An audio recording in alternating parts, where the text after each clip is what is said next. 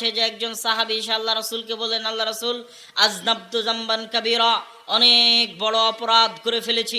আরেকজন স্বীকার করলেন যে তিনি হত্যার মতো অপরাধ করেছেন, আরেকজন স্বীকার করলেন তিনি জেনার মতো অপরাধ করেছেন। সবাই আল্লাহ রাসূলকে এসে বলছেন, আল্লাহ রাসূল, অনেক বড় অপরাধ করেছি, হাল্লি তওবা, আমার জন্য কি তওবার কোনো রাস্তা খোলা আছে? তখন রাসূল সাল্লাল্লাহু আলাইহি ওয়াসাল্লাম বলছেন, আ উম্মুকা হাইয়া, তোমার মা কি জীবিত আছে?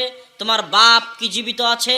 তোমার মা এবং তোমার বাপ যদি জীবিত থাকে, গুনাহ যত বড় হোক না কেন, নিঃস্বার্থভাবে বাপ মায়ের খেদমত করো, নিঃস্বার্থভাবে বাপ মায়ের খেদমত করো, জীবন বাজি রেখে বাপ মায়ের খেদমত করো। জেনার গুনাহ হলেও ক্ষমা হয়ে যাবে, অন্য যে কোনো বড় গুনাহ হলেও ক্ষমা হয়ে যাবে। রাসূল সাল্লাল্লাহু আলাইহি ওয়াসাল্লাম বলেছেন, আল্লাহু আকবার, পিতা মাতার খেদমতের মধ্যে গুনাহের ক্ষমা আছে, পৃথিবীর যত বড় গুনাহ হোক না কেন।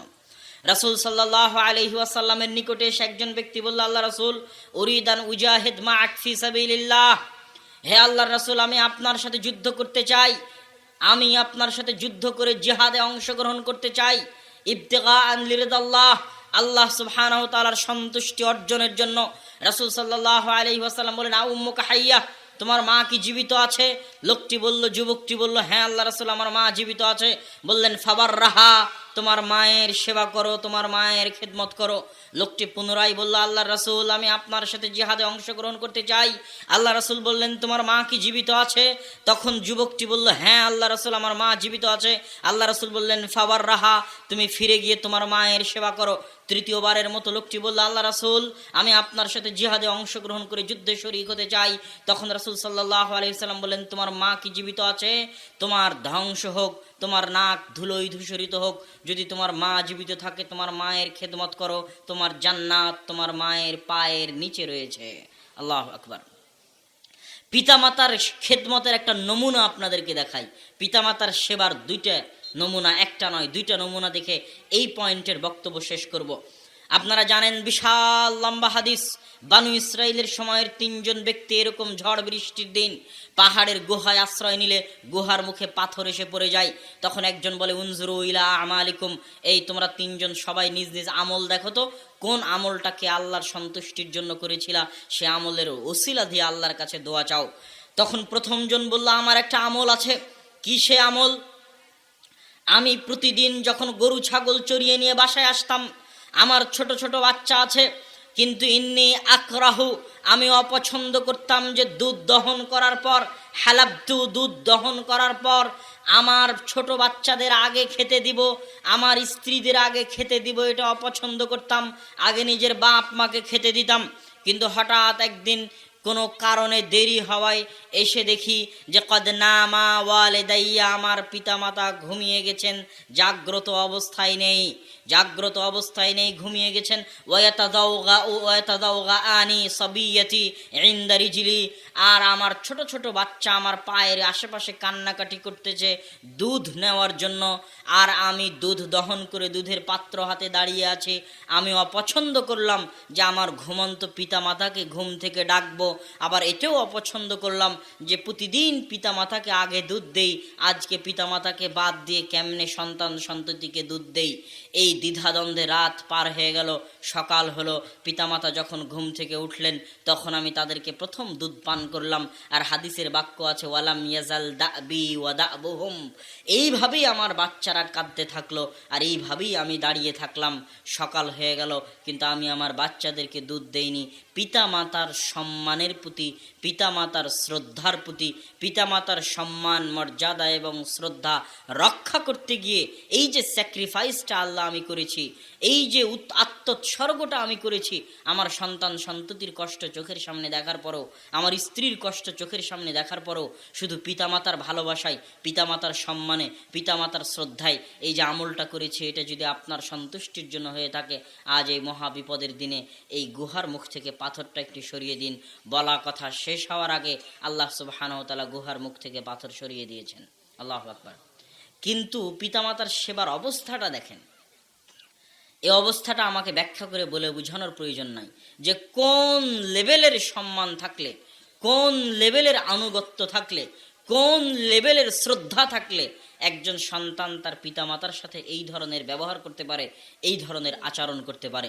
সম্মানিত উপস্থিতি, পিতামাতার আহ্বানে সাড়া দেওয়া, পিতামাতার আদেশ শোনা অনেক সময় আল্লাহর ইবাদতের চাইতেও গুরুত্বপূর্ণ, যদি আল্লাহর সেই ইবাদতটা ফরজ না হয়। কথাটা আবার শুনেন, পিতামাতার ডাকে সাড়া দেওয়া, পিতামাতার আনুগত্য করা আল্লাহর ইবাদতের চাইতে জরুরি, যদি আল্লাহর ইবাদতটা ফরজ না হয়। আল্লাহর ইবাদতের চাইতে জরুরি। জুরাইজ নামে বানু ইসরাইলের একজন ব্যক্তি, কানা ইয়াতাআব্বাদু ফি সাওমাআতিহি, সে তার নিজস্ব গির্জায় আল্লাহর ইবাদত করত। একদিন জুরাইজের মা তাকে ডাক দিয়ে বসলো। ওয়াসাদাফাতহুস সালাহ, যেই সময় জুরাইজের মা জুরাইজকে ডাক দিয়েছে ওই সময় জুরাইজ সালাতের মধ্যে আছে, নামাজের মধ্যে আছে। তখন জুরাইজ বলছে, কি করব?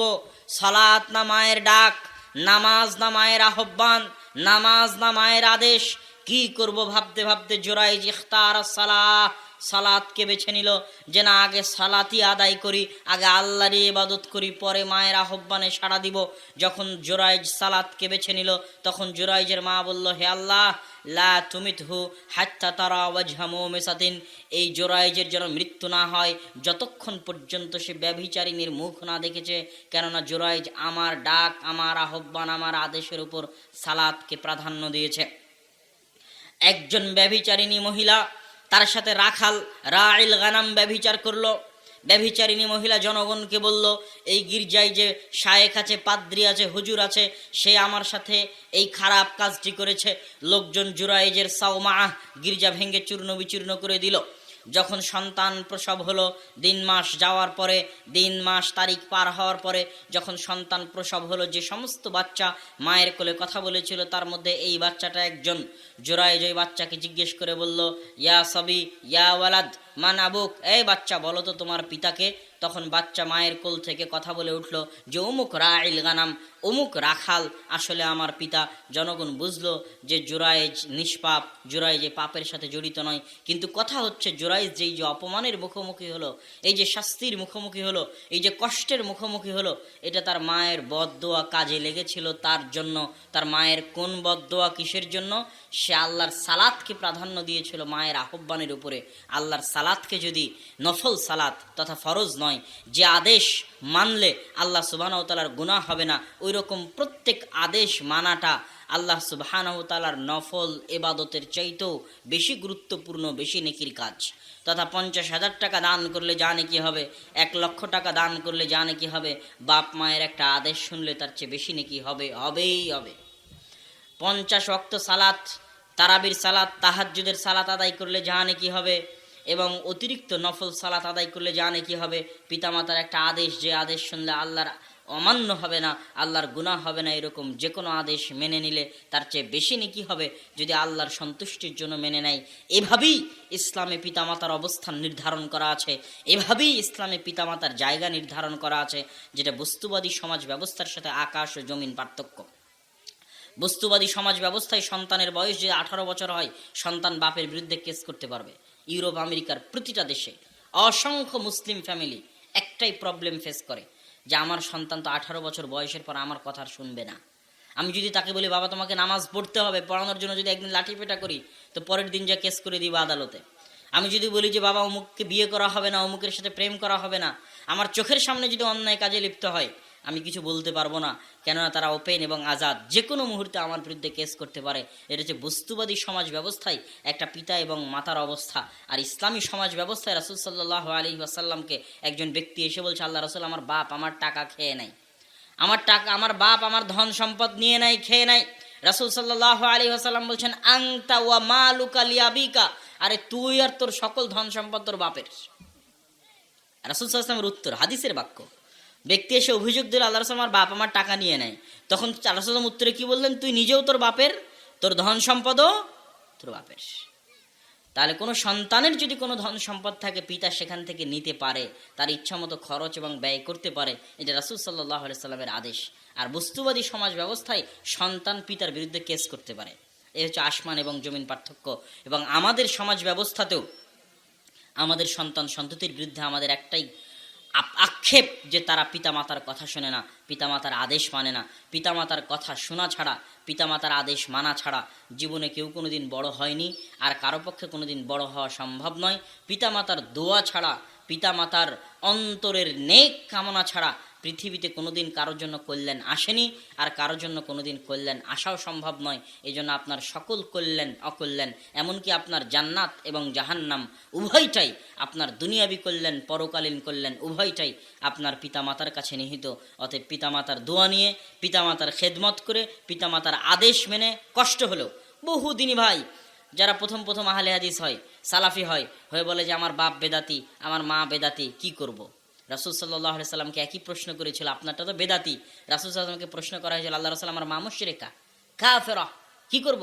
রাসূল বলছেন, সিলি, তুমি তোমার মায়ের সাথে উত্তম আচরণ করো, দুনিয়াবি প্রত্যেকটা বিষয়ে তুমি তোমার মায়ের সাথে উত্তম আচরণ করো।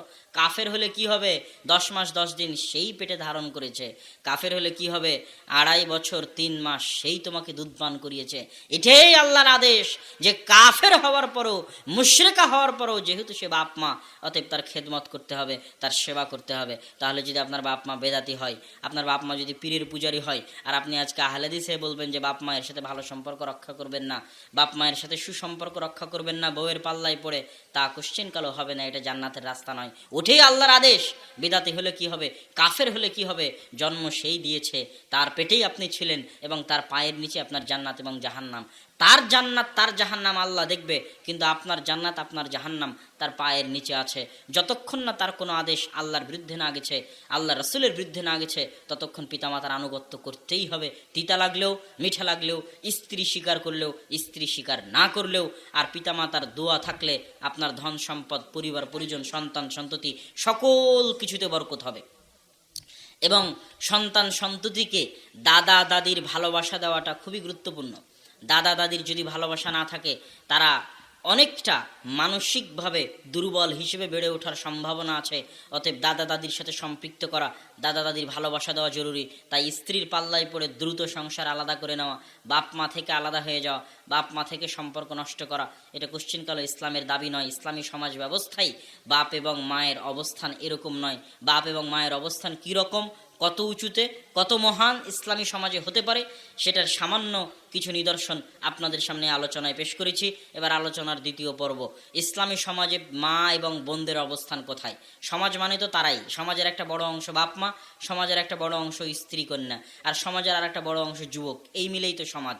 তো এই তিনটারই কার্যক্রম কি হবে, এটাই আসলে বড় ভূমিকা রাখে ইসলামী সমাজ ব্যবস্থাপনায়। তাহলে মা বোনদের অবস্থা কি হবে।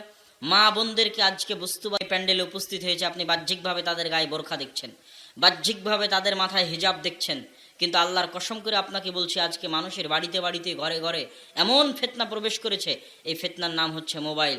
এই বোরখা পরা মেয়েরাই, আমার মায়েরা, আমার বোনেরা, এরাই, এই বোরখা পরে যে সমস্ত মেয়েরা আসছে, আপনাদের কন্যারাই, আপনাদের মেয়েরাই, আমাদের মেয়েরাই, আমাদের কন্যারাই, আমাদের বোনেরাই, এরাই ঘরে ফিরে গিয়ে এরাই ভিডিও করে টিকটক এবং ফেসবুক রিল সহ আরো বিভিন্ন ওয়েবসাইটে আপলোড দেবে 2-4টা ভিউয়ের জন্য। এবং তারা যে নিজেদেরকে প্রোডাক্ট বানিয়েছে, পণ্য, বাজারে বিক্রিযোগ্য পণ্য, বাজারে বিক্রিযোগ্য পণ্য, তার একটা জ্বলন্ত উদাহরণ হচ্ছে ফেসবুকের রিল আর এই টিকটক। এই টিকটক ভিডিওতে একটা মেয়ে যদি দেখে আর একটা মেয়ের তার চেয়ে বেশি ভিউ, 10,000, 5,000, 1 লাখ ভিউ, তাহলে আর একটা মেয়ে 2টা ভিউয়ের জন্য, 2টা লাইকের জন্য কাপড় খুলতে খুলতে উলঙ্গ পর্যন্ত হয়ে যাবে। আমাদেরই মা এবং আমাদেরই বোনেরা। তাহলে সে নিজেকে কত নিচে নামিয়েছে যে তার দাম 2টা লাইক, তার দাম 2টা ভিউ, বাস এই পর্যন্তই তার শরীরের দাম। এই 2টা লাইকের জন্য, ভিউয়ের জন্য সে তার শরীরকে বাজারে নিলামে বিক্রি করতে রাজি আছে। নাউজুবিল্লাহ। তাহলে কোথায় নেমে গেছে আমাদের বস্তুবাদী সমাজ ব্যবস্থা, আমাদের মা এবং বোনদেরকে কোন লেভেলের বাজারে বিক্রিযোগ্য পণ্য বানিয়েছে। আর ইসলামী সমাজ ব্যবস্থায় তার বিপরীতে কি হতে পারে সেটা আমি বলবো, যে মা এবং বোনদের অবস্থানটা কত উন্নত এবং কত সম্মানের সেটা বলবো। কিন্তু আগে বস্তুবাদী সমাজ ব্যবস্থায় কি অবস্থা হয়ে আছে দেখেন। আজকে বিমানে উঠলে যে সমস্ত বিমানবালাদের দেখা যায়, ওই কাজ কি একজন পুরুষ করতে পারে না? পারে। তাহলে ওখানে মহিলা কেন? সে তার যোগ্যতা বিক্রি করে সেখানে বেতন নিচ্ছে না, সে তার চেহারা বিক্রি করে বেতন নিচ্ছে। টিভিতে যখনই আপনি কোনো অ্যাড খুলবেন, সেই অ্যাডগুলো যে পণ্যের অ্যাড দেওয়া হয় ওগুলো কি ছেলেরা ব্যবহার করে না? চানাচুর বিস্কুট চা কি ছেলে মানুষ খায় না, শুধু কি মেয়ে মানুষ খায়? তাহলে টিভিতে যত অ্যাড আছে, অ্যাডভার্টাইজ আছে, সব অ্যাডভার্টাইজমেন্টে শুধু মহিলা কি জন্য আসে? এটা সে তার যোগ্যতা বিক্রি করছে না, এটা সে তার চেহারা বিক্রি করে টাকা ইনকাম করছে। রিসেপশন থেকে শুরু করে, শোরুম থেকে শুরু করে, রেস্টুরেন্ট থেকে শুরু করে সকল জায়গায় যেখানে যেখানে মেয়েদের রাখা হয়েছে জোরপূর্বক, যেখানে যোগ্যতার কারণে মেয়েরা আছে, আমি সেটার উপর কথা বলছি না, সেটার ক্ষেত্রে পর্দা মেনটেন থাকলেই যথেষ্ট। একটা মেয়ে যদি একটা এই গার্লস স্কুলের টিচার হয়, সে তার যোগ্যতা বিক্রি করে যদি বেতন ইনকাম করে এবং তার পরিবার এবং তার স্বামীতে যদি কোনো ক্ষতি না হয়, তার পর্দায় যদি কোনো ক্ষতি না হয়, সেটা তার ব্যাপার। কিন্তু যেখানে সে যোগ্যতা বিক্রি করছে না, যেখানে শুধু তাকে জোর করে বসানো হয়েছে তার চেহারা জনগণকে দেখানোর জন্য, রিসেপশন থেকে শুরু করে, বিমানবালা থেকে শুরু করে, অ্যাডভার্টাইজমেন্ট থেকে শুরু করে অসংখ্য জায়গায়, এমনকি আজকের সৌদি আরবেও জোরপূর্বক নারীদের ক্ষমতায়নের নামে অসংখ্য জায়গায় এত % মেয়ে রাখতে হবে মর্মে জোরপূর্বক মেয়েদেরকে ঘর থেকে বের করে চাকরির নামে, ক্ষমতায়নের নামে সেই জায়গাগুলোতে বসানো হয়েছে যোগ্যতার কারণে নয়, বরং চেহারা বিক্রি করার কারণে। অথচ আদম সন্তানের এই শরীরের দাম কত আপনি জানেন? আদম সন্তানের এই শরীর আল্লাহ সুবহানাহু তাআলা নিজে হাতে বানিয়েছে। পৃথিবীতে আর কোনো কিছু আল্লাহ সুবহানাহু তাআলা নিজে হাতে সৃষ্টি করেননি। এই জন্য বলা হয়েছে আশরাফুল মাখলুকাত, সর্বশ্রেষ্ঠ সৃষ্টিজীব।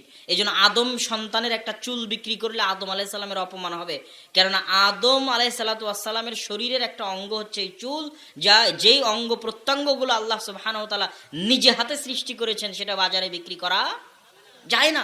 ওটা বাজারে বিক্রি করলে আদম আলাইহিস সালামের অপমান হয়, ওটা বাজারে বিক্রি করলে হাওয়া আলাইহা সালাতু ওয়াস সালামের অপমান হয়। আপনি কিডনি, রক্ত বাজারে বিক্রি করতে পারবেন না, চুল বাজারে বিক্রি করতে পারবেন না, অপমান। আদম আলাইহিস সালাতু ওয়াস সালামের অপমান, হাওয়া আলাইহা সালাতু ওয়াস সালামের অপমান। সেখানে আমাদের মা এবং বোনেরা নিজেদেরকে নিচে নামাতে নামাতে নামাতে নামাতে বাজারে বিক্রিযোগ্য পণ্য বানিয়ে ফেলেছে, নাউযু বিল্লাহ। তার বিপরীতে ইসলামী সমাজে মা এবং বোনদের অবস্থান কোথায়? ইসলামী সমাজে মা এবং বোনদের অবস্থান এতটা সম্মানের, এতটা মর্যাদার, এতটা উঁচু যে আজকে যে পর্দা ব্যবস্থাকে বলা হয়েছে মেয়েদের জন্য অবরোধ, বেগম রোকেয়া লিখেছে মেয়েদের জন্য অবরোধ। এই পর্দা ব্যবস্থা মেয়েদেরকে অনেক উপরে নিয়ে যাওয়ার জন্য দেওয়া আছে। কিভাবে? এটা আমি আপনাকে উদাহরণ দিয়ে বুঝাই। আগের যুগের উদাহরণ তো দিব, আজকের যুগের উদাহরণ দিয়ে আমি আপনাকে বোঝানোর চেষ্টা করি। দেখেন, আদম এবং হাওয়া আলাইহা সালাতু ওয়াস সালাম যখন জান্নাতের নিষিদ্ধ গাছের নিকটে গেলেন, তখন শাস্তিস্বরূপ তাদের গা থেকে জামা খুলে পড়ে গেল। তাহলে গা থেকে জামা খুলে পড়ে যাওয়া স্বাধীনতা না শাস্তি? স্বাধীনতা না শাস্তি? আজকেও আপনাদের গ্রামের 5 জন 10 জনকে আপনারা অপমান করতে চাইলে যদি উলঙ্গ করে অপমান করেন, সবাই বুঝবে তারা অপমান করা হলো, ওই মানুষটাও বুঝবে যে আমাকে উলঙ্গ করলো, আমি অপমানিত হলাম। তাহলে উলঙ্গ হওয়া এবং উলঙ্গ করা এটা শাস্তি না স্বাধীনতা? শাস্তি। তাহলে শাস্তি কখন কখন আমাদের মা এবং বোনদের স্বাধীনতা হয়ে গেছে, নাউজুবিল্লাহ। যে তারা উলঙ্গ হবে এটা নাকি স্বাধীনতা? এটা শাস্তি। ন্যাংটা হওয়া, ন্যাংটা করা শাস্তি, এটা কখন কখন তাদের কাছে স্বাধীনতা হয়ে গেছে। এই জন্য আফগানিস্তানের একজন মন্ত্রীকে জিজ্ঞেস করেছিল বিবিসির একজন ইন্টারভিউয়ার, যে ইন্টারভিউ নিচ্ছিল, যে আপনাদের আফগানিস্তানে তো আপনারা মেয়েদের জোরপূর্বক হিজাব আর নেকাব করিয়ে রেখেছেন, এটা তো তাদের ঘরবন্দি করে রাখা, এটা তো দাসত্বের আলামত। তখন সে পাল্টা প্রশ্ন দিয়েছিল যে যদি হিজাব নিকাব দাসত্বের আলামত হয় আর হিজাব নিকাব খুলে ফেলাই যদি স্বাধীনতা হয়, তাহলে আপনাদের দেশের মেয়েরা পরিপূর্ণ উলঙ্গ হয়ে কেন রাস্তায় হাঁটে না? পূর্ণ উলঙ্গ অবস্থায় রাস্তায় হাঁটবে, তাহলে বেশি স্বাধীন হবে। যত বেশি পরিমাণে কাপড় খুলবে তত বেশি পরিমাণে কি হবে? স্বাধীন হবে। তাহলে আমেরিকার, ইউরোপের মেয়েরা পরিপূর্ণ নগ্ন অবস্থায় রাস্তায় হাঁটবে, তা তো করে না। তারা কিছু হলেও তো কাপড় গায়ে রাখে, বরং শালীন পোশাকই গায়ে রাখে, যদিও সেটা তাদের দৃষ্টিতে প্যান্ট এবং শার্ট। তো তারা যদি প্যান্ট শার্ট, আপনি কি জন্য পরে আছেন? আপনি যখন আমার ইন্টারভিউ নিচ্ছেন, আপনিও তো পরিপূর্ণ নগ্ন উলঙ্গ অবস্থায় আসেননি, তা আপনি কেন প্যান্ট শার্ট গায়ে দিয়ে আছেন? আপনার এই সামান্য প্যান্ট শার্ট যদি আপনার সামাজিক দৃষ্টিকোণ থেকে শালীনতা হয়, তো ওটার আরও বেশি পরিমাণ, আরও বেশি শালীনতা, ওটার আরও বেশি পরিমাণ, আরও বেশি সম্মান, আরও বেশি মর্যাদা। আর ওটা যত কমবে তত শাস্তি, তত অপমান। ওটা তো আমি আগে উদাহরণ দিয়েছি আদম এবং হাওয়া আলাইহিস সালাতু ওয়াস সালামের সম্মানিত উপস্থিতি। তো এইটা যে সম্মান, পর্দা যে সম্মান, যে পরিবার যত উন্নত, যে পরিবার যত ধনী, যে পরিবার যত স্বাধীন, যে মেয়ে যত স্বাধীন, যে মেয়ে যত উঁচু বংশের, যে মেয়ে যত উন্নত পরিবারের, যে মেয়ে যত উন্নত বংশের, ধনী বংশের, টাকা পয়সাওয়ালা বংশের, সম্ভ্রান্ত বংশের, ওই মেয়ের পর্দার ব্যবস্থা তত উন্নত, জনগণ থেকে তত আড়ালে, জনগণ থেকে তত অদৃশ্য, তত দামি, তত মূল্যবান। এটাই ইসলামী সমাজ ব্যবস্থার মূল ভিত্তি। এই জন্য ইসলামী সমাজ ব্যবস্থায় দাসীদের ক্ষেত্রে পর্দার কড়াকড়ি নেই, বরং পর্দা যে স্বাধীন সে করতে পারে। এটা স্বাধীনতার আলামত পর্দা করাটা। আমি বলেছিলাম আগের উদাহরণ তো থাকবেই, বর্তমান যুগের উদাহরণ নেন। বাদশাহ সালমান বিন আব্দুল আজিজ, সৌদি আরবের বাদশাদের আমরা যতই নিন্দা করি, বাদশাহ সালমান বিন আব্দুল আজিজের বউয়ের ছবি কেউ কোনোদিন দেখেছেন? আপনি চাইলে গুগলে সার্চ করে দেখতে পারেন যে সৌদি বাদশার বউয়ের ছবি, wife of king of Saudi Arabia, যে সৌদি আরবিয়ার কিংয়ের ছবি, বউয়ের ছবি দেখতে চাই, খুঁজে পাবেন না। এবং সারা পৃথিবী যে সফর করতেছে, সারা পৃথিবীর মানুষজন যে তাদের দেশে যাচ্ছে, তো সব দেশে গেলে সব দেশের রাজার পাশে তার বউ দাঁড়িয়ে থাকে, তার ওয়াইফ দাঁড়িয়ে থাকে। তো সৌদিতে এত বড় বড় রাজা বাদশারা যায়, তো সালমান বিন আব্দুল আজিজের পাশে তার বউ কোথায়? নাই কেন? আচ্ছা, সালমান বিন আব্দুল আজিজ ধরলাম আগের জেনারেশনের, মোহাম্মদ বিন সালমান, যার ভুল ত্রুটি থাকতে পারে, আমি ওই রাজনৈতিক আলোচনায় যেতে চাচ্ছি না। আমি চাচ্ছি ইসলামী সমাজ ব্যবস্থা একটা মা এবং বোনের অবস্থানটা কোথায় সেটা ইন্ডিকেট করতে। তো মোহাম্মদ বিন সালমান তো যুবক বয়সের, 32, 35, 36, 37 বছর বয়স, তার বউ কোথায়? তার সাথে কোনোদিন তার বউয়ের ছবি আপনি দেখেননি কেন? আজকের আধুনিক যুগে মানুষ প্রচুর পরিমাণে সার্চ করেছে যে তার বইয়ের ছবি কোথাও খুঁজে পাওয়া যায় কিনা, পায়নি। এই জন্য অনেক ফেক ছবি ইউটিউব ফেসবুকে ঘুরে বেড়াতে পারে, কিন্তু কোথাও রিয়াল কোনো ছবি তার ওয়াইফের কেউ দেখাতে পারবে না, নাই। তারা কোনোদিন জনসম্মুখে আসেই না। কেন জনসম্মুখে আসে না? আচ্ছা, শুধু এই পর্যন্ত সীমাবদ্ধ নয়। আরব আমিরাতের বা রাজা বাদশাদের আমরা দুর্নাম করতে পারি, কিন্তু আরব আমিরাতের বর্তমান যারা রাজা বাদশাহ, মোহাম্মদ বিন রাশেদ আল মখতুম বা মোহাম্মদ বিন জায়েদ আল নাহিয়ান, তাদের মা, কোনজনের মা আমার এক্সাক্ট এই মুহূর্তে মনে পড়তেছে না, তাদের মায়ের তারা পাসপোর্ট বানিয়েছে উইদাউট ফটো, ছবি দেওয়া ছাড়া পাসপোর্ট বানিয়েছে। রাজকীয় ক্ষমতা, রাষ্ট্রীয় ক্ষমতা প্রয়োগ করে পাসপোর্ট ইস্যু করেছে। কি ছাড়া বলেন তো? মায়ের ছবি ছাড়া পাসপোর্ট ইস্যু করেছে। এবং অন্য দেশকে বাধ্য করবে, যদি আমার মা তোমার দেশে যায় তো পাসপোর্টের ছবি ছাড়া অবস্থাতেই যাবে, তুমি আমার মাকে তোমার দেশে প্রবেশ করতে দিতে বাধ্য, তুমি ছবিতেও দেখতে পাবে না যে আমার মায়ের চেহারা কেমন। কথা মনে আমি বুঝাতে পারিনি। এটা হচ্ছে তার দাম, তার মায়ের দাম, মূল্য, গুরুত্ব। যে যে যত অদৃশ্য, যে যত অস্পৃশ্য, যে যত দূরে, যাকে যত কম পাওয়া যায়, যাকে যত কম দেখা যায়, তার দাম তত বেশি। আর যে যত ফাত্রা, 3 নাম্বার শ্রেণীর, দাম নাই, ভ্যালুলেস, মূল্যহীন, ওকে রাস্তাঘাটেও পাওয়া যায়, বাজারেও পাওয়া যায়, ফোন করলেও পাওয়া যায়, মেসেজ দিলেও পাওয়া যায়, ডাকলেও পাওয়া যায়, রেস্টুরেন্টেও পাওয়া যায়, কলেজেও পাওয়া যায়, গ্রামের ছেলেরাও পায়, দুনিয়ার সবাই পায়, তাহলে সে ভ্যালুলেস। আপনি প্রধানমন্ত্রীর সাথে যোগাযোগ করতে চান, পারেন কিনা? কল দেন, রিসিভ করে কিনা, কথা হয় কিনা? প্রোটোকল, কেন? উনি অনেক দামি, অনেক উপরে, ওনাকে আপনি অত সহজে পাবেন না। তো ইসলামী সমাজ ব্যবস্থা একটা মা এবং একটা বোনের অবস্থান অনেক উপরে, অনেক দামি, অনেক মহান, যেটা মানুষ তথা বস্তুবাদী সমাজ ব্যবস্থায় কল্পনা করা যায় না। এই জন্য আমি বলেছি আপনাদের অঞ্চলে বক্তব্য দিতে এসে, নীলফামারীতে এবং আপনাদের এই অঞ্চলের অবস্থা আমি জানি না, আমার যতদূর জানা যে গোটা রংপুর বিভাগের একই অবস্থা, সেটা হচ্ছে আপনাদের এই অঞ্চলগুলোতে মা এবং বোনেরা, যুবতী মা এবং বোনেরা সাইকেল চালিয়ে স্কুল কলেজে যায়। এবং আপনাদের এই অঞ্চলে, যেটা আমি রাজশাহীর অঞ্চলে নাই, রাজশাহী অঞ্চলে সাঁওতাল এবং আদিবাসীদের মেয়েরা এই মাঠে গিয়ে ধান লাগাতে পারে, তারপরে মাথায় ডালি নিয়ে ইট খোলা বহন করতে পারে। কিন্তু আপনাদের রংপুর বিভাগীয় অঞ্চলে আমি দেখেছি যে মুসলমানের মা এবং বোনেরা মাঠে গিয়ে ধান লাগায়, মুসলমানের মা এবং বোনেরা মাথায় মাটির ডালি নিয়ে এক জায়গা থেকে আর এক জায়গায় বহন করতেছে। এটা ইসলামী সমাজ ব্যবস্থা একজন মা এবং একজন বোনের অপমান। এবং যারা তাদেরকে বিবাহ করেছে, এদের বিবাহ করা হারাম হয়েছে, এদের বিবাহ করা কি হয়নি? জায়েজ হয়নি। এরা কেউ পুরুষ নয়, সবাই কাপুরুষ। যদি পুরুষ হয়, চুল পরিমাণ যদি রক্ত থাকে, তাহলে কল্পনা করেন যে ও আর মায়ের ছবি পর্যন্ত আর একজনকে দেখতে দিবে না। এর নাম হচ্ছে পৌরুষত্ব। ওর স্ত্রীকে আর একজনকে পর্যন্ত দেখতে দিবে না। এটা অ্যারাবিয়ানদের কালচারাল পৌরুষত্ব। এটাই ইসলামে দেখানো হয়েছে এবং শেখানো হয়েছে।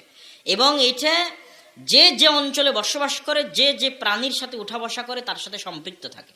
যেহেতু আজ থেকে 20-30 বছর আগে আরবের মানুষেরা আজকের মতো এত বিরিয়ানি, ব্রয়লার মুরগি এগুলো এত খাবার দাবার ছিল না। তাদের আদি খাবার ছিল উটের গোস্ত, খেজুর, গাহওয়া। ওই আদি খাবারে যারা অভ্যস্ত ছিল তাদের মধ্যে ওই পৌরুষত্ব এখনও আছে। আর বিকৃত অবস্থা এখন যারা আরসি, পেপসি, কোকাকোলা খাচ্ছে এই যুবক সমাজ, এদেরও ওই খাবারের কারণে তাদের সে পৌরুষত্ব কমে যাচ্ছে। এটা আমি আরাবিয়ান কান্ট্রির কথা বলতেছি। সেই আগের পৌরুষত্ব তাদের মধ্যে, আগের জাজবার তাদের মধ্যে নেই। তো পৃথিবীর সবচেয়ে আত্মমর্যাদা সম্পূর্ণ প্রাণী হচ্ছে উট। সবচেয়ে রাগী প্রাণীদের একটা হচ্ছে উট। উটের যদি একবার মাথা গরম হয় সে মেরেও ফেলতে পারে। হত্যা করার মতো প্রবণতা উটের মধ্যে আছে, কিন্তু উটের গোস্ত খাওয়া যায়।